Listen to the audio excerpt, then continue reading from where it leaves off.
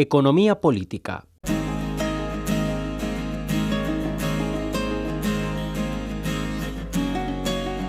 La curva de oferta.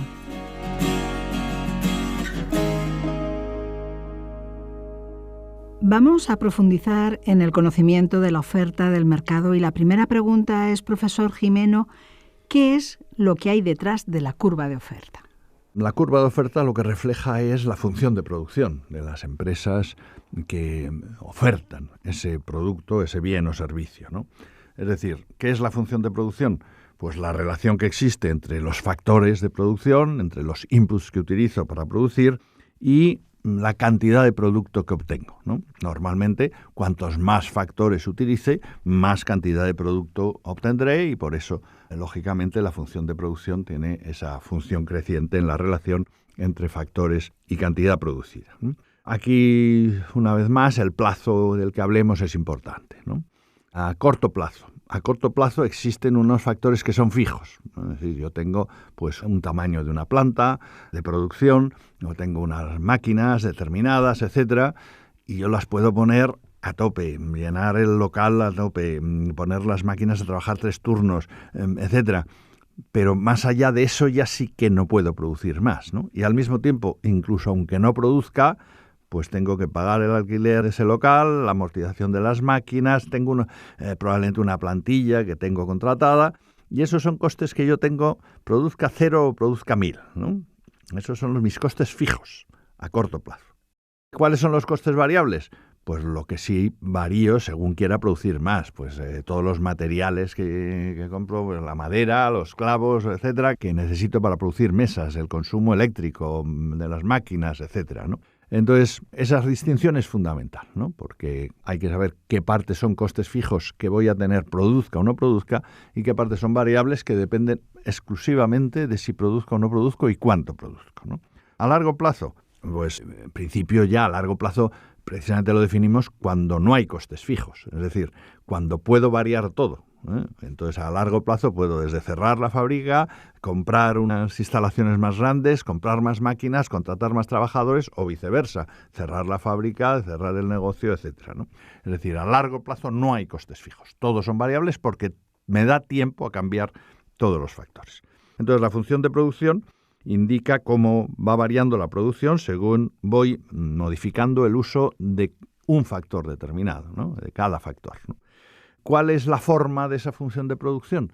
Pues depende de la productividad de ese factor. Es decir, si yo cuando contrato un trabajador más me aumenta la producción en 100, el siguiente, ¿cuánto me va a aumentar? ¿100 siempre? O quizá va a ir disminuyendo, ¿no? En el ejemplo que poníamos, pues sí, si vamos metiendo más trabajadores va aumentando, pero si no tengo máquinas para darles trabajo, pues no solo no aumenta, sino que a lo mejor hasta puede llegar a disminuir porque se estorban y molestan unos a otros. Es decir, hay una cierta dimensión óptima para mis costes fijos, para mi estructura. Tengo una dimensión que es la que hace que consiga producir lo más posible al menor precio posible, ¿no? Normalmente, pues la productividad es decreciente a partir de un cierto punto, siempre ceteris paribus, siempre que no varíen los demás factores, los tecnológicos sobre todo, etcétera, pero normalmente pues yo consigo un óptimo y a partir de ahí empieza a decrecer la productividad. Y por eso es importante, una vez más, el concepto marginal, ¿no? La productividad marginal, que es eso, el siguiente trabajador que yo contrate, la siguiente hora de trabajo, la siguiente máquina, el siguiente espacio físico, ¿cuánto me va a aportar, cuánto me va a hacer aumentar la producción? Porque eso me va a decir si me compensa o no me compensa contratarlo y aumentar la producción. ¿Y cómo se pasa de la función de producción a los costes? Bueno, porque los costes en realidad son el precio que yo pago por los factores, ¿no? Luego, lo que vienen a ser los costes es la misma función de producción, pero en relación con lo que me cuesta cada uno de los factores. Es decir, ya midiéndolo en euros y no en horas de trabajo o en número de máquinas o en metros cuadrados de negocio, ¿no? Por lo tanto, en paralelo, yo también tendré aquí unos costes fijos o unos costes variables. Costes fijos es cuánto me cuesta lo que decíamos, el espacio que tengo, las máquinas que tengo, los trabajadores que tengo, cuánto me cuestan, produzca 0 o produzca 1000, ¿no? Y por lo tanto, si lo representamos como una relación, pues sería una línea recta, porque mi coste fijo va a ser siempre 1000, produzca 0, produzca 100.000. Y en cambio los costes variables, lógicamente, es lo que voy variando en función de que aumente la producción, de que compre más madera, que tenga que pagar más electricidad, estos factores que decíamos, más horas, etcétera. Y esos, lógicamente, son crecientes. Vamos, lógicamente, necesariamente casi. A veces puedes conseguir economías de escala, pero normalmente son crecientes. Entonces, el coste total será la suma de los costes fijos y los costes variables, que como los variables van subiendo y según hemos dicho por la productividad marginal decreciente a partir de un cierto punto, como regla general, pues significará que van creciendo a lo mejor primero despacio, pero luego a partir de un momento empiezan a crecer más deprisa, ¿no? Profesor Gimeno, ¿nos puede explicar qué diferencias y relaciones hay entre el coste medio y el coste marginal? Sí, esta es una relación que a veces resulta complicada entender, pero que es curioso porque en la vida ordinaria las usamos con toda naturalidad, ¿no? El coste medio, ¿qué significa? Pues siempre, la media siempre es lo mismo, el total partido por el número de unidades, ¿no? El coste medio es igual al coste total partido por el número de unidades que he producido.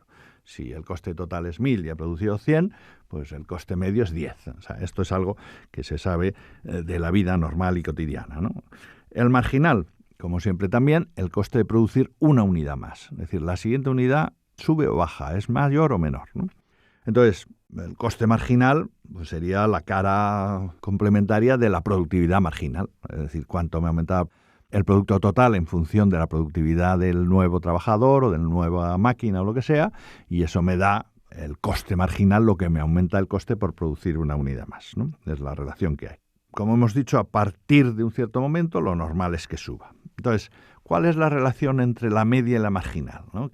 Ya digo que a veces crea confusión. Pues yo pondría el ejemplo, para entenderlo a lo mejor, pues de las calificaciones, ¿no?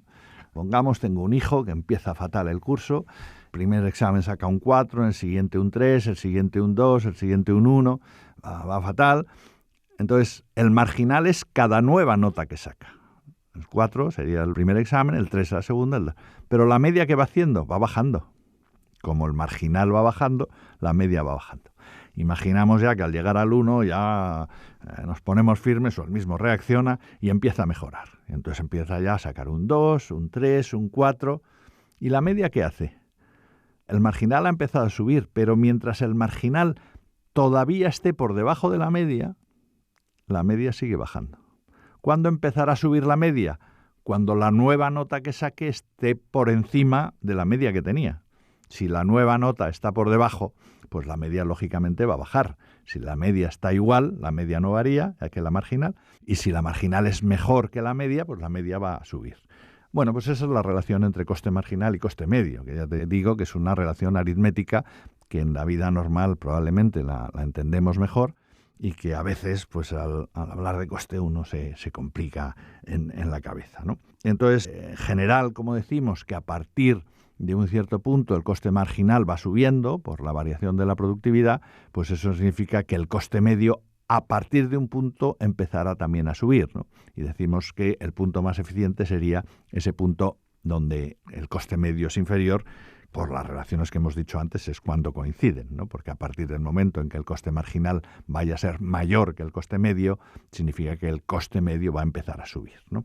Es importante diferenciar entre coste fijo medio y coste variable medio, ¿no? Porque, ¿qué significa? Que el primero, el coste fijo, como hemos dicho que es siempre la misma cantidad, al aumentar la producción siempre baja.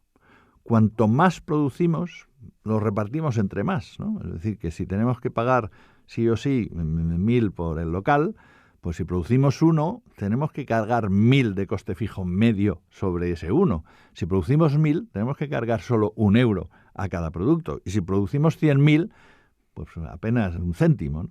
Entonces, el coste fijo medio es, por supuesto, decreciente. Y ahí nos interesa, sobre todo si nuestros costes fijos son muy altos, producir muchísimo para repartirlo, ¿no? En cambio, el coste variable medio, como hemos dicho, probablemente sube según vamos produciendo más, ¿eh?